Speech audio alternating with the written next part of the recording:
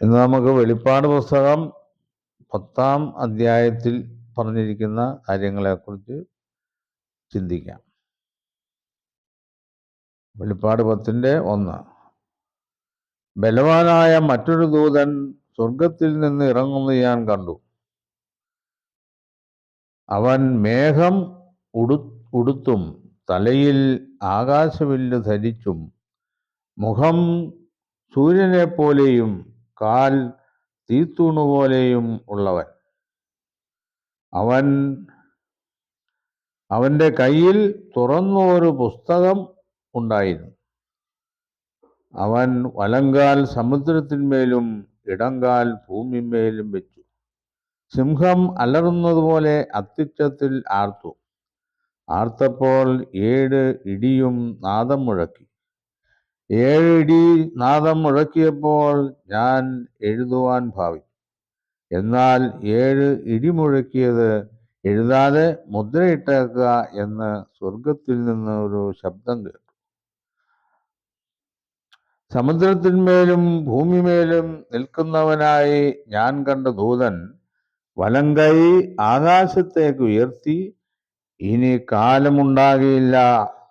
7-ാമത്തെ ദൂതൻ കാഹളം ഊതുവാനിരിക്കുന്ന നാദത്തിന്റെ കാലത്ത് ദൈവത്തിന്റെ മർമ്മം അവൻ തന്റെ ദാസന്മാരായ പ്രവാചകന്മാർക്ക് അറിയിച്ചു കൊടുത്തതുപോലെ നിവൃത്തിയാകുമെന്ന് ആകാശവും അതിലുള്ളതും ഭൂമിയും അതിലുള്ളതും സമുദ്രവും അതിലുള്ളതും സൃഷ്ടിച്ചവനുമായി എന്നേക്കും ജീവിച്ചിരിക്കുന്നവനെ ചൊല്ലി സത്യം ചെയ്തു. ഒരു വലിയൊരു വിവരണമാണ്. നമ്മൾ വെളിപ്പാട് പുസ്തകത്തെക്കുറിച്ച് ആധികാരികമായിട്ട് പഠിക്കുമ്പോൾ കർത്താവിൻ്റെ രാജ്യം സ്ഥാപിക്കപ്പെടുന്നതിന് മുമ്പ് മാറ്റപ്പെടേണ്ടതായ സാമൂഹ്യ വ്യവസ്ഥിതികൾ, പിന്നെ നിലവിലിരിക്കുന്ന മതാചാര പ്രവണതകൾ, നിലവിലിരിക്കുന്ന അസത്യങ്ങൾ, ഇതിനെല്ലാം ദൂരീകരിച്ച് യേശുക്രിസ്തുവിൻ്റെ തെളിവായ സത്യം ഭൂമിയിലെ മനുഷ്യർക്ക് ലഭിക്കപ്പെടുവാൻ വേണ്ടിയുള്ള അവസരങ്ങൾ ഒരുക്കുന്നു. അതിൻ്റെ ഫലമായി ദൈവത്തിൻ്റെ രാജ്യം ഭൂമിയിൽ സ്ഥാപിക്കപ്പെടുന്നു എന്നുള്ള വിഷയങ്ങളെല്ലാം കുറിച്ചാണ്. ഇവിടെ ബലവാനായ മറ്റൊരു ദൂതൻ സ്വർഗത്തിൽ നിന്നിറങ്ങുന്നത് ഞാൻ കണ്ടു. കർത്താവിൻ്റെ പ്രത്യക്ഷമായ ഒരു സാന്നിധ്യത്തെക്കുറിച്ചാണ്. പ്രത്യക്ഷമായ സാന്നിധ്യം എന്ന് പറഞ്ഞാൽ യേശുവിനെ കാണാവുന്ന വിധത്തിലുള്ളതല്ല. പ്രവൃത്തികളുടെ പ്രത്യക്ഷതയാണ് നമുക്ക് കാണാൻ പറ്റുന്നത്. അവൻ മേഘം ഉടുത്തും തലയിൽ ആകാശവില്ല് ധരിച്ച് മുഖം സൂര്യനെ പോലെ കാൽ തീത്തൂണുപോലെ ഉള്ളവൻ. അപ്പോൾ യേശുക്രിസ്തുവിൻ്റെ ആ പ്രത്യക്ഷത അദൃശ്യമായിരിക്കും എന്നുള്ളതാണ്. അവൻ മേഘം ഉടുത്തു എന്ന് പറഞ്ഞ് യഹോവയുടെ പ്രത്യക്ഷതയെക്കുറിച്ചും യേശുവിൻ്റെ പ്രത്യക്ഷതയെക്കുറിച്ചും ഒക്കെ പറയുമ്പോൾ ഒരു മേഘത്തിൻ്റെ സാന്നിധ്യം അവിടെ എപ്പോഴും പറയുന്നു. അത് സിനായി മലയിലും നമുക്ക് കാണാൻ പറ്റും. യേശുക്രിസ്തുവിൻ്റെ പുനരുദ്ധാന ശേഷം അവൻ സ്വർഗാരോഹണം ചെയ്യുമ്പോഴും ഈ മേഘത്തിൻ്റെ സാന്നിധ്യം കാണാം. അപ്പോൾ കർത്താവിൻ്റെ 2-ാം വരവും അങ്ങനെയാണ്. ഇതാ അവൻ മേഘാരൂഢനായി വരുന്നു എന്നാണ്. അപ്പോൾ മേഘം മറയ്ക്കുന്ന ഒരു വസ്തുവാണ്. അപ്പോൾ കർത്താവ് അദൃശ്യനായിരിക്കും എന്നുള്ളതാണ് അതിൻ്റെ സൂചന. അപ്പോൾ അവൻ മേഘം ഉടുത്ത് തലയിൽ ആകാശവില്ല് ധരിച്ച്, വില്ലിനെ കുറിച്ച് നമ്മൾ പറഞ്ഞിട്ടുണ്ട്. അബ്രഹാമ്യ വാഗ്ദത്തമാകുന്ന ആ ഉടമ്പടിയുടെ ഓർമ്മപ്പെടുത്തുന്ന ആ വില്ല്, നിന്റെ സന്തതി മുഖാന്തരം ഭൂഗോത്രങ്ങളൊക്കെയും അനുഗ്രഹിക്കപ്പെടുമെന്ന് അബ്രഹാമിനോട് മുന്നമേ അറിയിച്ച ആ സുവിശേഷത്തിൻ്റെ പൂർത്തീകരണമായ നിവൃത്തിയാണ് കർത്താവിൻ്റെ 2-ാമത്തെ വരവിൽ നടക്കാൻ പോകും. അതുകൊണ്ടാണ് ആ പേരിൽ കർത്താവ് വരുന്നത്.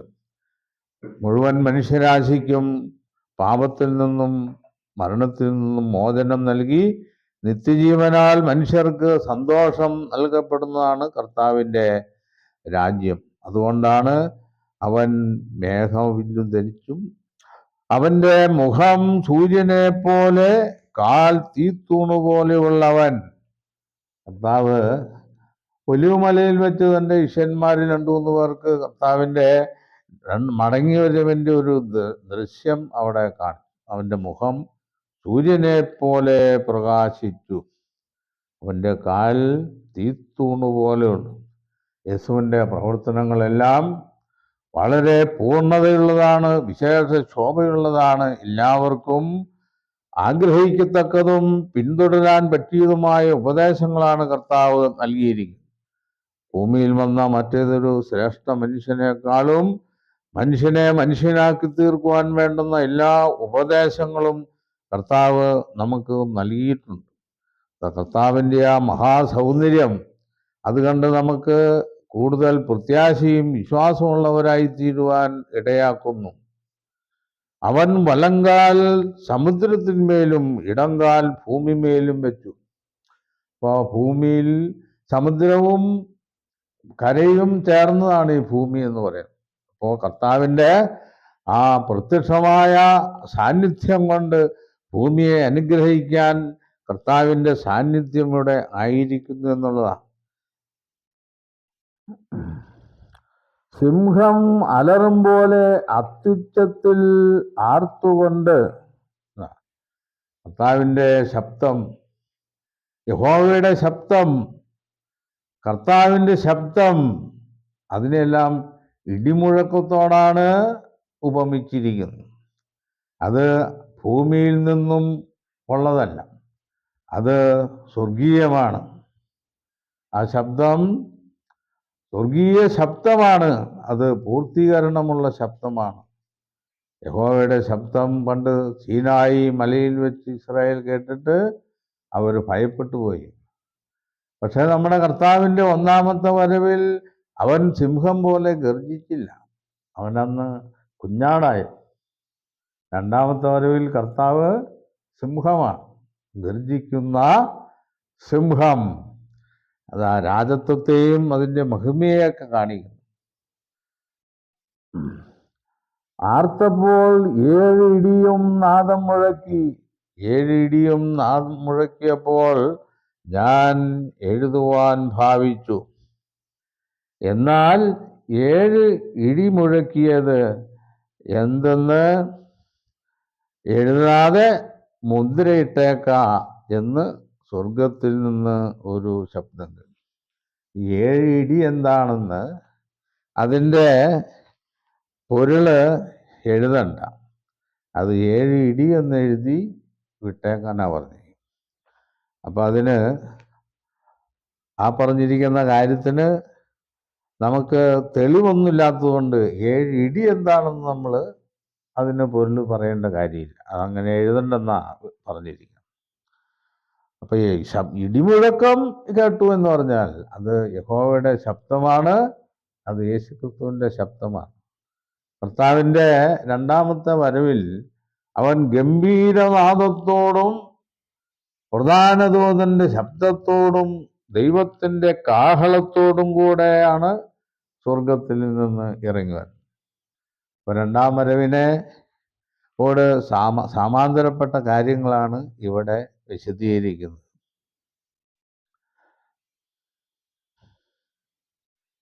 എന്നാൽ 7 ഇടിമുഴക്കിയത് എഴുതാതെ മുദ്രയിട്ടേക്കുക എന്ന് സ്വർഗത്തിൽ നിന്ന് ഒരു ശബ്ദം കേട്ടു.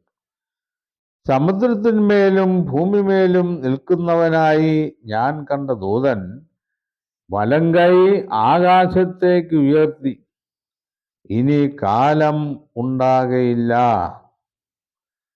7-ാമത്തെ ദൂതൻ കാഹളം ഊതുവാനിരിക്കുന്ന നാദത്തിൻ്റെ കാലത്ത് ദൈവത്തിൻ്റെ മർമ്മം അവൻ തൻ്റെ ദാസന്മാരായ പ്രവാചകന്മാർക്ക് അറിയിച്ചു കൊടുത്തതുപോലെ നിവൃത്തിയാകുമെന്ന് ആകാശവും അതിനുള്ളതും ഭൂമിയും അതിനുള്ളതും സമുദ്രവും അതിനുള്ളതും സൃഷ്ടിച്ചവനാൽ എന്നേക്കും ജീവിച്ചിരിക്കുന്നവനെ ചൊല്ലി സത്യം ചെയ്തു.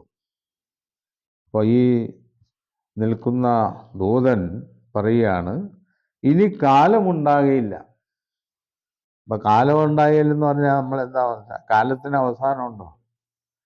കാലം എന്ന് ആരംഭിച്ച് എന്ന് അവസാനിച്ചെന്നും അവസാനിക്കുമെന്നും പറയാൻ പറ്റുമോ? അപ്പൊ എന്തിനുള്ള കാലം? ഇത് ഏഴാമത്തെ മുദ്ര തുറന്നു കഴിഞ്ഞാൽ, ഏഴാമത്തെ കാഹളം ഊതിക്കഴിഞ്ഞാൽ പിന്നെ ഒരു സമയം ഇല്ല, പിന്നെ കാഹളം ഊതാനുള്ള കാലമില്ല. എല്ലാം പൂർത്തിയായി. എല്ലാത്തിൻ്റെയും പൂർത്തീകരണം ഏഴാം കാഹളത്തോടുകൂടി ആയി എന്നാണ്. അത് കാഹളം ഊതുവാനുള്ള കാലം ഇല്ല. കാരണം ദൈവം പ്രവാചകന്മാർ മുഖാന്തരം മുൻ അരുളിച്ചെയ്തെല്ലാം ഏഴാമത്തെ കാഹളത്തോടുകൂടി നിവൃത്തിയാവും. ഏഴാം കാഹളനാദത്തിൽ സ്ഥാപിക്കപ്പെടുന്നത് ദൈവത്തിൻ്റെ രാജ്യമാണ്. ആ പൂർണ്ണമായ രാജ്യം സ്ഥാപിക്കപ്പെട്ടു കഴിയുമ്പോൾ പിന്നെ കാലങ്ങൾ, പ്രവചനങ്ങൾ, ഇങ്ങനെ വിവിധ ആവശ്യങ്ങൾക്ക് വേണ്ടിയുള്ള കാലവ്യവസ്ഥിതി ഇല്ലെന്നാണ് അതിൻ്റെ അർത്ഥം. ദാസന്മാരായ പ്രവാചകന്മാർക്ക് അറിയിച്ചു കൊടുത്തതുപോലെ നിവൃത്തിയാകും.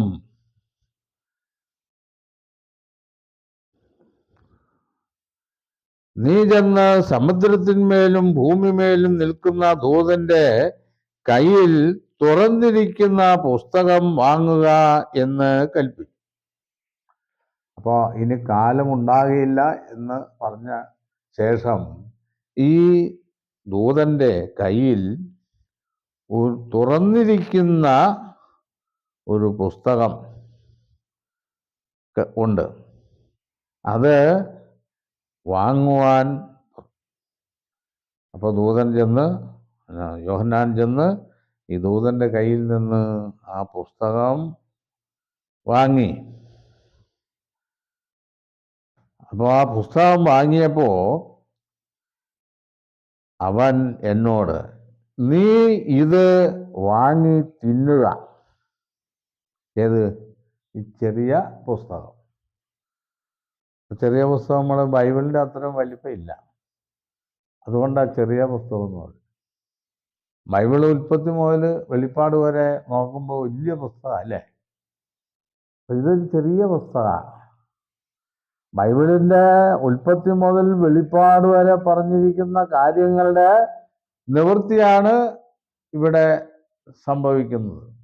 ഏഴാം കാഹള നാദത്തോടുകൂടി സംഭവിക്കും. അപ്പോൾ ആ പുസ്തകം അവനെന്നോട്, നീ ഇത് വാങ്ങി തിന്നുക. ഏത്? ഈ ചെറിയ പുസ്തകം വാങ്ങി തിന്നുക എന്ന് പറഞ്ഞു. ഞാൻ ദൂതന്റെ കയ്യിൽ നിന്ന് ചെറുപുസ്തകം വാങ്ങി തിന്നു. അതെന്റെ വായിൽ തേൻ പോലെ മധുരമായിരുന്നു. തിന്നു കഴിഞ്ഞപ്പോൾ എൻ്റെ വയറ് കഴിച്ചുപോയി.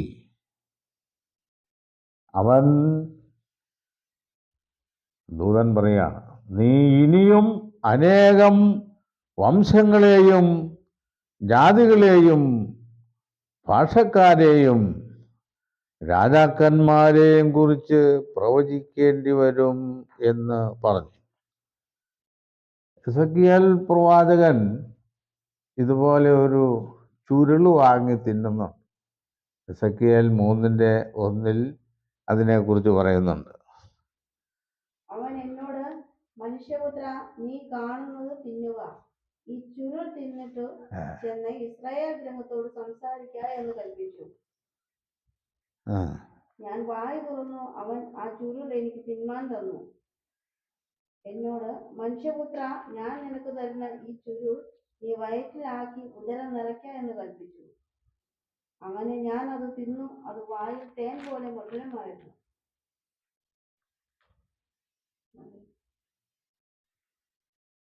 അപ്പം ഇവിടെ ഇതിന് വെളിപ്പാടിൽ നമ്മൾ വായിച്ചതിന് സമാന്തരമായ ഒരു പ്രവൃത്തിയാണ് അവിടെ. ഒരു പ്രവാചകന് ദൈവം ഒരു ചുരുൾ കൊടുക്കുകയാണ്. ആ ചുരുൾ വാങ്ങി തിന്നുക. അത് നിന്റെ വായ്ക്ക് നല്ല മധുരമായിരിക്കും, പക്ഷെയോ അത് പ്രവാചകന്റെ വയറിനും കയ്പായി. വായ്ക്ക് കുഴപ്പമില്ല, നല്ലൊരു രുചിയാണ്. ഇത് ദൈവത്തിൻ്റെ വചനത്തിൻ്റെ രീതിയാണ്. ദൈവമക്കളെ സംബന്ധിച്ച് യഥാർത്ഥമായ സത്യത്തിൻ്റെ വചനം എപ്പോഴും നമുക്ക് മധുരവും അതിൻ്റെ ഫലമായ സന്തോഷവും ആനന്ദവും നൽകുന്നതാണ്. പക്ഷെ ദൈവത്തിൻ്റെ വചനത്തിന് കീഴ്പ്പെടാത്ത ഒരു മാനസിക നിലയുള്ളവർ, അതായത് വചനത്തിന് നിരക്കാത്ത വിധത്തിലുള്ള ജീവിതവും അതുപോലെ അനുസരിച്ചുള്ള അനാവശ്യ വിശ്വാസങ്ങൾ, അന്ധവിശ്വാസങ്ങൾ, ഇങ്ങനെയുള്ളവർക്കെല്ലാം ദൈവത്തിൻ്റെ വചനം കയ്പിൻ്റെ അനുഭവമാണ് കൊടുക്കും. ആ ആകാശത്തിലെ ഭൂമിയിലെ ഇങ്ങനെ ഈ മൂന്നിലൊന്ന് എന്ന് പറയുന്ന വിധത്തിൽ അതെല്ലാവർക്കും ഈ സത്യത്തിൻ്റെ ശരിയായ പ്രകാശം നൽകുവാൻ ഈ ആയുസ്സിൽ ദൈവം ഉദ്ദേശിച്ചിട്ടുള്ളത്. അപ്പം ദൈവത്തിൻ്റെ ഉപദേശം സ്വീകരിച്ചാലും സ്വീകരിച്ചില്ലെങ്കിലും പറയുക എന്നുള്ളതാണ്. അത് പറയുന്നവർക്ക് മധുരത്തിൻ്റെ അനുഭവമാണ്. അപ്പം ഇവിടെ യോഹന്നാൻ തിന്നു കഴിഞ്ഞപ്പോൾ എൻ്റെ വയറ് കഴിച്ചുപോയി. ഇവിടെ ക്രിസ്തുവും സഭയും ദൈവത്തിൻ്റെ ദാസന്മാരും ഏഴാം മുദ്രയോടുകൂടി ഈ ലോകത്തിന് ക്രിസ്തുവിനെ കുറിച്ചുള്ള സത്യസുവിശേഷം 1000 വർഷങ്ങളിലേക്ക് അറിയിക്കുന്ന വേലയാണ്. 1000 വർഷം കൊണ്ടാണ് സഹസ്രാബ്ദം പൂർത്തിയാവുന്നത്. ആ സഹസ്രാബ്ദം പൂർത്തിയായി ഉരുത്തിരിഞ്ഞു വരുന്ന പ്രത്യേക ആ സംവിധാനമാണ് ദൈവത്തിൻ്റെ രാജ്യം എന്ന് പറയുന്നത്. സഹസ്രാബ്ദവും ദൈവരാജ്യവും തമ്മിൽ വളരെ വ്യത്യാസമുണ്ട്. സഹസ്രാബ്ദത്തിൽ ആളുകൾ മരിക്കും. ദൈവരാജ്യത്തിൽ മരണം, ദുഃഖം, മുറവിളി, വേദന ഇതൊന്നും ഇല്ല എന്നുള്ളതാണ്. ഏതായാലും ഇവിടെ യോഹന്നാൻ ആ ചുരുൾ തിന്നു. എന്നിട്ട് എന്താ പറഞ്ഞേ? നീ ഇനിയും അനേകം വംശങ്ങളെയും ജാതികളെയും ഭാഷകളെയും രാജാക്കന്മാരെയും കുറിച്ച് പ്രവചിക്കേണ്ടി വരും എന്ന് പറഞ്ഞു. അതെന്താ ഇങ്ങനെ പറയാനുള്ള കാരണം? സഹസ്രാബ്ദത്തിൽ അല്ലെങ്കിൽ ദൈവത്തിൻ്റെ ക്രിസ്തുവിൻ്റെ വാഴ്ചയുടെ ആദ്യ ഘട്ടങ്ങളിൽ അവിടെ രാജാക്കന്മാരും വംശങ്ങളും ജാതികളും ഭാഷക്കാരും വീണ്ടും വരുമെന്നുള്ള അർത്ഥമല്ല. ഇനി അന്ന് ജീവിച്ചിരിക്കുന്ന തലമുറയിൽ ഉള്ളവരോടാണ് ക്രിസ്തുവിൻ്റെ സുവിശേഷം അറിയിക്കുന്നത്. കർത്താവിൻ്റെ സഹസ്രാബ്ദ വാഴ്ച ആരംഭിക്കുന്നതിൻ്റെ ആ പ്രഥമഘട്ടത്തിൽ ജീവിച്ചിരിക്കുന്ന തലമുറയോടാണ് സുവിശേഷം അറിയിച്ചു തുടങ്ങുന്നത്. അപ്പോൾ ആ ഒരു തലമുറ കഴിഞ്ഞാൽ അതിന് പുറകിലുള്ള തലമുറയാണ് പിന്നെ അറിയിക്കുന്നത്. അതിന് പുറകിലുള്ള തലമുറ. അപ്പം അതിൻ്റെ അർത്ഥം എന്താ? ഈ പുനരുത്ഥാനം എന്ന് പറയുന്ന ആ വലിയ പ്രക്രിയ അന്ന് ജീവിച്ചിരിക്കുന്ന തലമുറയിൽ നിന്നും പുറകോട്ട് പോകുന്നു. ഇവർക്കെല്ലാം സുവിശേഷം അറിയിക്കപ്പെടുവാനുള്ള സമയമാണ് ഈ 1000 വർഷം. അതിങ്ങനെ അവസാനം വന്ന് എവിടെ എത്തി നിൽക്കും? ആദാം ഹവ്വായും ജീവിച്ചിരുന്ന ആ തലമുറയിൽ വരും. അതുകൊണ്ടാണ് നീ ഇനിയും ഈ അനേകം വംശങ്ങളോടും ഭാഷകളോടും രാജാക്കന്മാരും ഇങ്ങനെയുള്ള ഈ ഉപവിഭാഗങ്ങളോട് ഇനിയും പ്രവചിക്കേണ്ടി വരും എന്ന് പറഞ്ഞ്. അപ്പോൾ ഇതിൻ്റെ അടുക്കും ചിട്ടയും സഹസ്രാബ്ദ വാഴ്ചയുടെ ആ വിഷയത്തെക്കുറിച്ച് നമ്മൾ വ്യക്തമായിട്ട് പഠിക്കുമ്പോൾ ഇത് ഒന്നുകൂടെ മനസ്സിലാവും. അത് മുമ്പോട്ടുള്ള വിഷയത്തിൽ കർത്താവിൻ്റെ സഹസ്രാബ്ദ വാഴ്ച എങ്ങനെയാണ് ആരംഭിക്കുന്നത് എന്ന് പറയുന്നുണ്ട്. അതിനെക്കുറിച്ച് നമ്മൾ പഠിക്കുമ്പോൾ ഈ വിഷയം കുറെ കൂടി വ്യക്തമായി തീരും. അപ്പം മുഴുവൻ പേരെയും സുവിശേഷം കൊണ്ടാണ് രക്ഷയിലേക്ക് കൊണ്ടുവരുന്നത്. ഒരു ദൂതൻ ആകാശമധ്യേ പറക്കുന്നത് ഞാൻ കണ്ടു. അവൻ്റെ കയ്യിലൊരു സുവിശേഷം, സകല ജാതികളോടും അറിയിക്കാനായി ഒരു നിത്യ സുവിശേഷം അവനുണ്ടായിരുന്നു. ഈ സുവിശേഷം തന്നെയാണ് കർത്താവിനെ കുറിച്ചുള്ള വിഷയങ്ങളാണ് സുവിശേഷത്തിൻ്റെ ഉള്ളടക്കം. സഹസ്രാബ്ദത്തിൽ ഉടനീളം ഈ സുവിശേഷത്താൽ വിശ്വാസത്താൽ ജീവനിലേക്ക് വരുന്നവർക്ക് അനുഗ്രഹം പ്രാപിക്കാം എന്നുള്ളതാണ്. പിന്നീട് ആണ് ഇങ്ങനെയുള്ള കാഹളങ്ങൾ, മുദ്ര പൊട്ടിക്കൽ, ഇങ്ങനെയുള്ള ആ കാലം ഇല്ല. അതിൻ്റെ എല്ലാം പൂർത്തീകരണം ഈ 7-ാം കാഹളനാദത്തോടുകൂടി അവസാനിക്കുന്നു എന്നുള്ളതാണ്.